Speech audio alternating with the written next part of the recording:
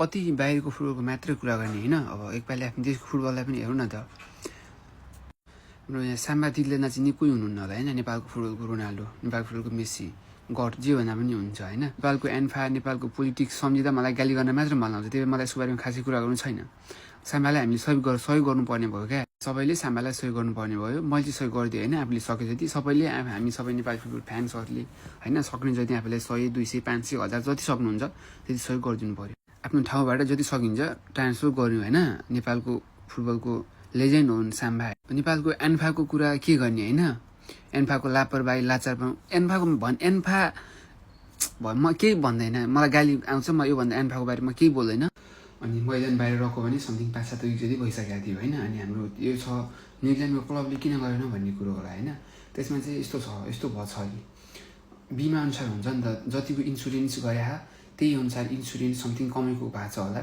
त्यही अनुसार त्यहीको त्यो इस्लिङटन हो कि समथिङ चाहिँ क्लब हो साम्बाले खेल्ने होइन। त्यो क्लबले भनेको थियो त्यहीको लोकल हस्पिटलमा त्यो गर्छु भन्दा साम्बाले होइन म राम्रो हस्पिटलमा गर्छु। पहिले पनि म त कतारको हस्पिटलमा गरेको थिएँ, योपालि पनि त्यही गर्छु भन्ने कुरा गरेपछि अनि नेपालको एन्फाले 5 लाख जति गर्छु भन्ने कुरा चलिरह अरे।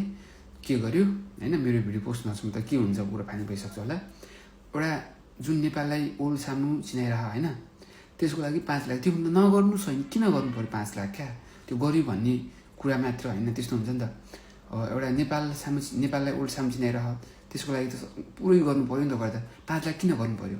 अनि भन्छ एन्फाको झोले टाउकेहरूले भन्छ के भन्छ, हामी नेपाललाई वर्ल्ड कपमा, वुमेन्सको फुटबलको वर्ल्ड कपमा पुर्याउँछु भन्छ।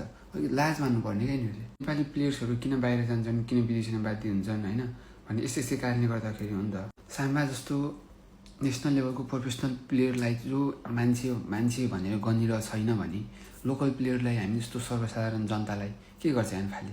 म भन्छु एन्फामा पनि प्रोटेस्ट हुनु पऱ्यो। एन्फा जसरी शेरको बुढीलाई शेरलाई पिटिरहेको थियो, त्यसै गरी एन्फाको मेन झोली टाउकेहरूलाई जिन्जीले मिलेर पिट्नु पऱ्यो। म त यो भन्छु मेन कुरा।